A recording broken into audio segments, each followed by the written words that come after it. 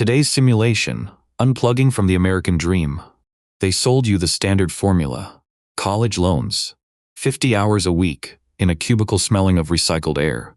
And cold lunch. A $5,000 house at 7.2% interest. Called an investment.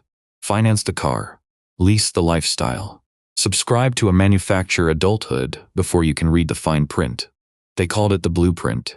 What happens when you actually run the math and realize the system requires you never to check?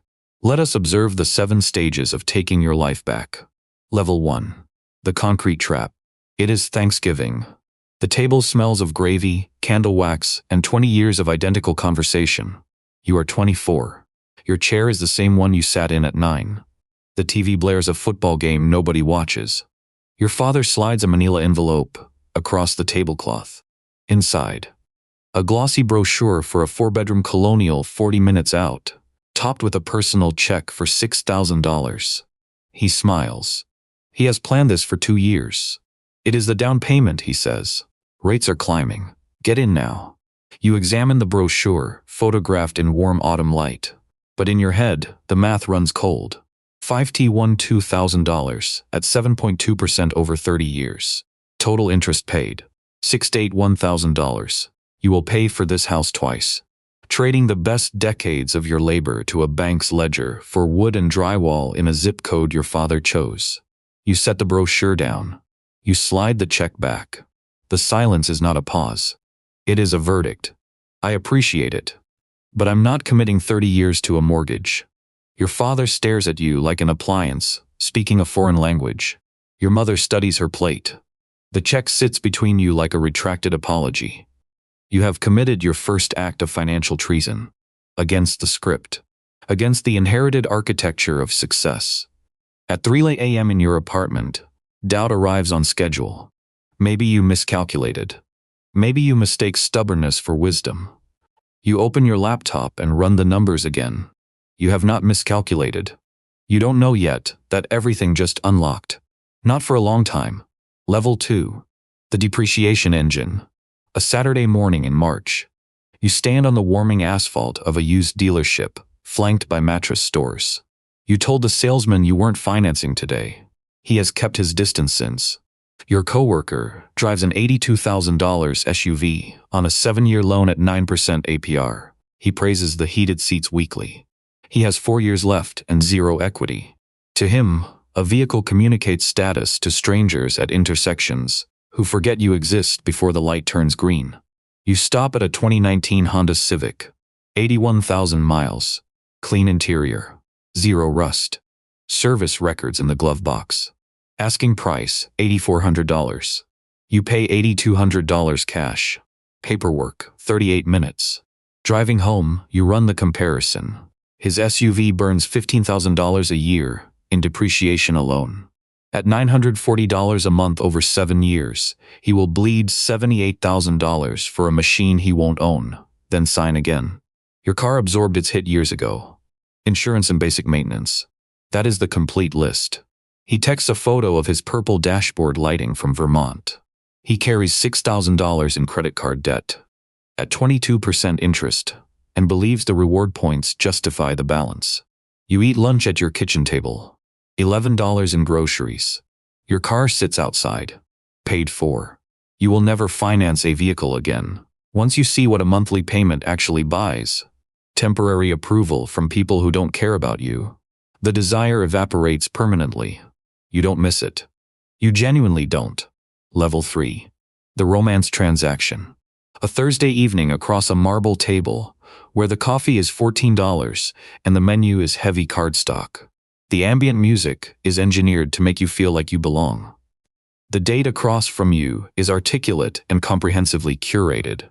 Their apartment photos reflect an aesthetic of someone experiencing a persistent, low-grade dissatisfaction they call taste.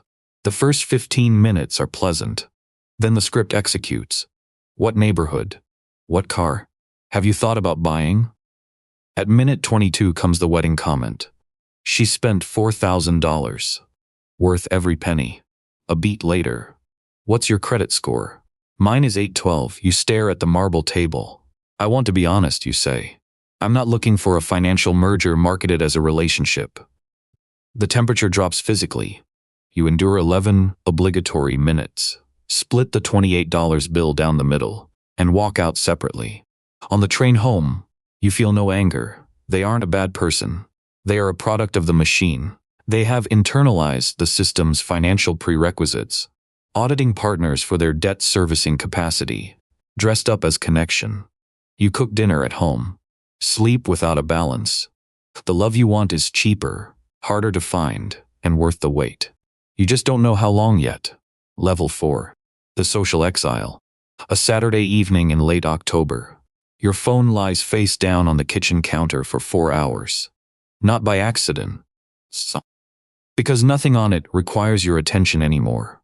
Across town, your college roommate celebrates at a table with a $400 minimum spend. You declined the group text 17 days ago within the hour. You were not invited to the next one. 3 years slip by. The $1,100 Scottsdale bachelor party.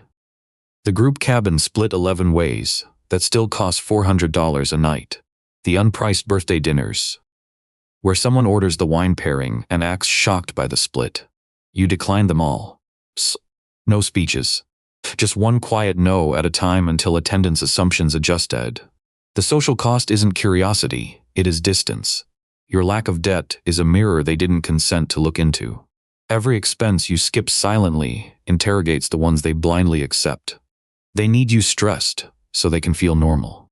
You only live once, says a 32-year-old coworker at a going-away party. He leases his car and apartment, rotates credit card debt, and posts one curated international trip a year.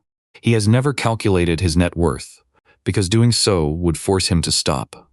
You tell him you hope he has a good time. You mean it. You will never get the surprise birthday bash at the bar again. You accepted that at month 9. What replaces the noise is load-bearing.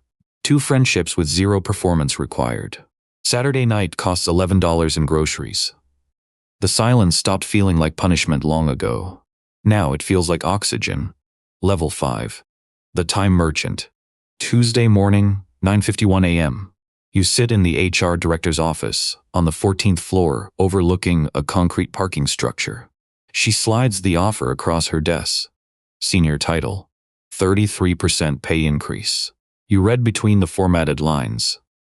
This is a deed of ownership over your calendar, your weekends, your emergency availability, your Tuesday mornings. You set the letter down. I'd like to counter, you say. A 4-day work week at my current base pay. She stares at you like a clock ticking backward, fundamentally confused. That's not how we structure roles at this level. I understand. Take your time. They don't offer the 4 days. You resign 11 weeks later. 1 email. 1 box. 1 final elevator ride. Here is the truth no career counselor tells you. Every asset compounds except time. Money grows while you sleep. Skills accumulate. But time depletes at a rigid rate, and your only real leverage is the ratio of hours you trade for dollars versus what you keep. Your peers earn more than ever, yet lifestyle inflation locked step with every promotion. Bigger apartments, pricier leases, longer commutes, running faster just to stay in place, calling it ambition. Your expenses moved under 4% in 3 years. Savings rate, 61%. Unused subscriptions.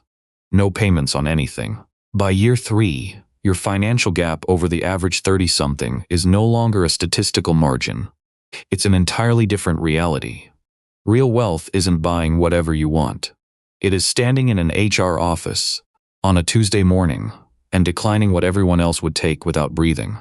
You paid for that autonomy in social capital, skip titles, and your father's Christmas disappointment. You'd pay it again immediately. Level 6. The Ghost. Thursday afternoon, 2:23 p.m. You sit on a park bench you've never visited before. Driven here with 0 destination. Nowhere to be. 8 weeks ago, you emailed your notice. Your manager replied in 3 routine lines.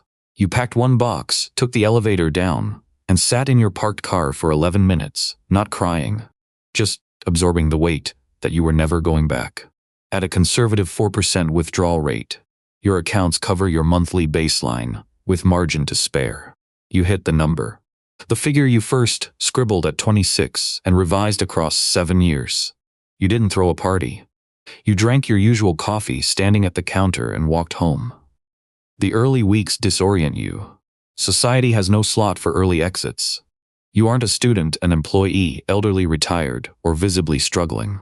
You move through daily infrastructure unaccounted for. On Tuesday mornings, the world is working. On Fridays, they count down to a weekend you don't need to recover from. You are a ghost. Present. Visible. Completely off the grid. In week 7, the void arrives. You modeled it mathematically. But your nervous system, conditioned by 15 years of compulsory productivity, panics when the performance is abruptly stripped away. You call your sister on Wednesday. She's in a meeting. She doesn't call back. You dial your father, hesitate, and set the phone down. In the silence where financial anxiety once lived, suppressed realities surface. Friendships shed during the climb. Meals swallowed over kitchen sinks. The self you postpone to chase the target figure. You sit on the bench until the light turns cold. This is the final invoice of freedom. The vast, terrifying open canvas of a life that now belongs entirely to you. Level 7. The Sovereign. 6:41 a.m. on a Tuesday in early March. You stand by the east-facing window of a 3-room cabin you own outright. No mortgage. No aesthetic pretense. A wood stove warms the room in 20 minutes. You hold coffee in a 35-cent thrift store mug with a chipped handle that you've used for 6 years. You never consider replacing it. You are 34 years old. Outside, the pine trees and sunrise exist without performing existence. You have lived here 2 years. You never have to leave unless you choose to. Your net worth is lower than your 26-year-old projection. A sudden medical bill in year 4. A market correction in year 5. A year you consciously gave money to someone in need without running an Excel sheet first. None of them register as mistakes. The target number was always just a proxy for this. A quiet Tuesday morning, the stove ticking warmth, 0 external demands, and 0 internal deficiencies. When you pass through cities now, billboards don't trigger desire. You see the mechanism, the color psychology, the calibrated demographic casting, the manufactured insecurity paired instantly with a purchasable fix. You see the scaffolding clearer than the product. The machine that programmed your wants has been unplugged. You unlearned a language that took 20 years to install. True sovereignty is being unmoved by what once dictated your nervous system. What replaced it isn't fleeting happiness, it is steadiness, a low, resilient hum unshaken by external chaos or praise. You own very little. You want practically nothing. That isn't deprivation, it is the entire point. Somewhere right now, a 23-year-old sits at a Thanksgiving dinner, smelling of 20 years of gravy. Their father slides a manila envelope across the tablecloth. Inside, a glossy brochure, a $6,000 check, and a pre-packaged future presented as a gift. They stare at the brochure. In their bedroom lies a hidden notebook with 14 pages of raw math. They feel the heavy, suffocating weight of the script pressing on their sternum. They are terrified. But underneath the fear, they feel a spark, small, persistent, unnamed. They will follow it for 10 years before realizing what it was. They'll figure it out. They always do. The cycle continues.